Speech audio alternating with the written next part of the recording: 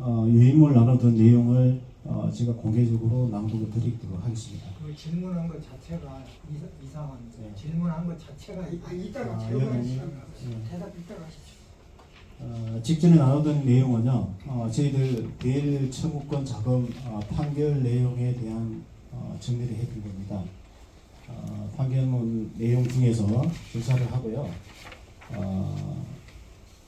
1658호 사건의 판결에서 일본의 기업이 2차 대전 중에 중국인들을 가혹하게 강제노동에 종사하게 한 경우 기업을 포함한 관계자들이 피해 구제를 위하여 노력하여야 한다는 취지로 판시한 바 있는데, 이에 비추어 보면 신일본 제철의 주주인 피고에게는 신일본 제철에 의하여 강제 동원된 원고에 대한 권리 구제를 위하여 노력하여야 할 법적인 의무가 존재한다고 주장하나, 이와 같은 사실만으로 피고에게 어떠한 법적 의무가 발생한다고 보기 어려우므로 위 주장은 받아들일 수 없다.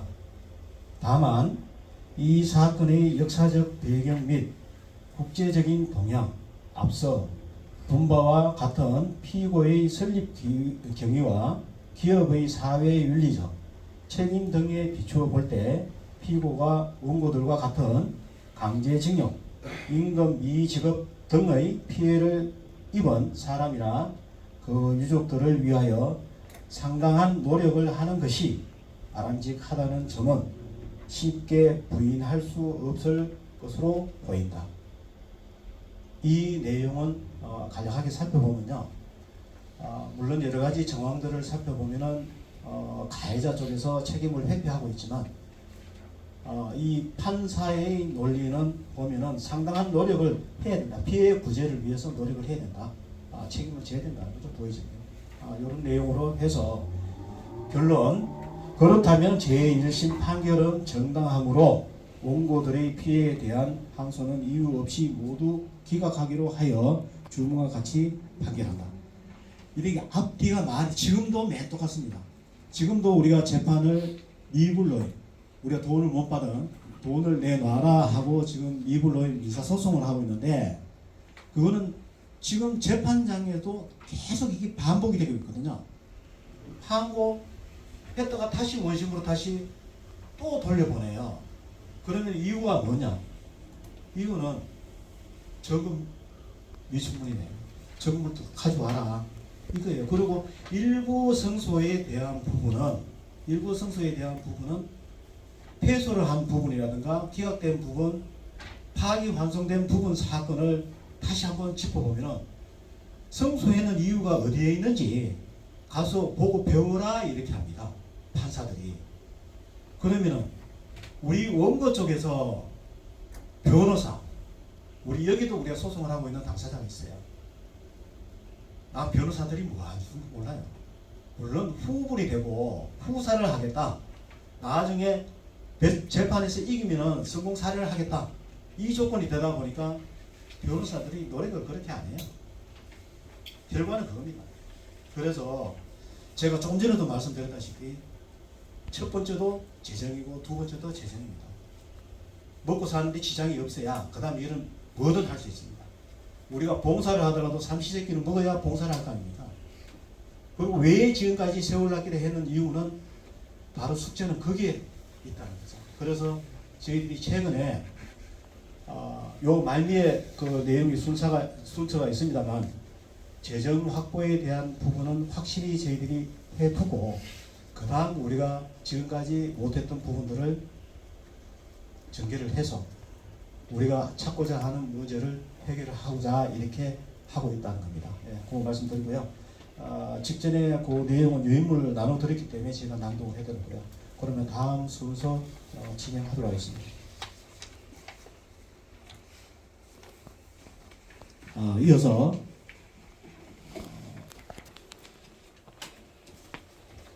선언문 채택과 인준을 받도록 하겠습니다.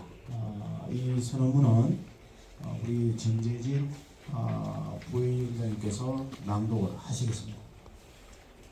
앉아서 하겠습니다. 죄송합니다. 일제강제동 피해자 전국위원회 선언문. 앞에 그림 보십시오. 크게 제가 띄워놨습니다. 저기 보시면 됩니다.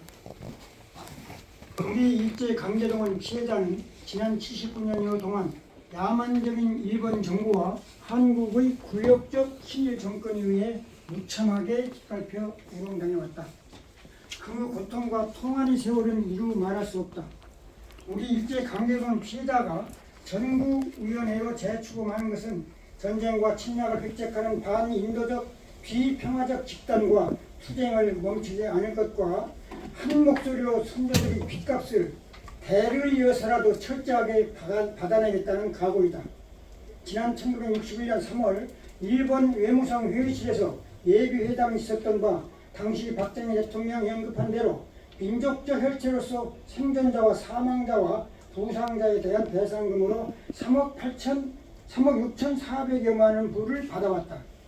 피해자 배상금이 명확한 이 금액을 정부는 국가 경제 발전과 국민 소득 향상에 전용하고도 64년이 지나도록 피해자에게 지급하지 아니하고 있다. 당장 내놓아라. 당장 내놓아라. 당장 내놓아라. 일본 침략 전쟁자들과 한국의 친일 동족파들을 척결하며야말로 아시아 평화를 향한 한결같은 의지임을 천명한다. 이에 일본은 과거 침략 범죄를 덮고자 하는 술책을 당장 버려라. 일본은 1947년에 전쟁 무기를 보유하지 않을 것과 전쟁을 하지 않겠다고 헌법에 명시했다. 그러나 자위대 해외 파병과 후리트는 대량 비축과 군사 대역화를 완성하고 다시 전쟁 국가로 부활했다. 우리 피해자는 일본의 재무장과 호전적 전략은 제2, 제3의 우리와 같은 전쟁 피해자를 양산해 우리처럼 고통을 받게 될 것이라는 점에서 아시아 민중과 함께 이에 대응할 힘을 기르고 국제사회에 알려 아시아의 땅과 하늘과 바다에서 전쟁을 방지하는 데 노력하겠다.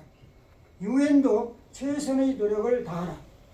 일본과 미국과 한국 정부는 2차 대전의 산물인 후쿠시마 폭침 사건 등 각종 제노사이드와 조선 강제 동원 문제를 해결하겠다는 의지와 접근 방식과 진상규명 방식에 실질적, 인도적, 구조적 변화가 필요함을 촉구한다.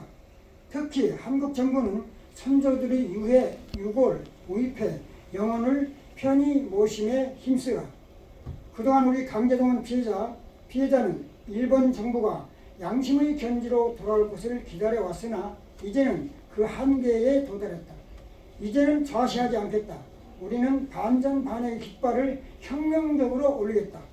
사할린 미기관 우리 국민, 하이난도 생매장 된 우리 국민, 만주의 만인갱과 남태평양에서 숨지고 있는 우리 국민, 탐관과 광산 갱도에 생매장된 우리 국민의 인권을 감히 누가 있어 짓밟아 왔단 말인가.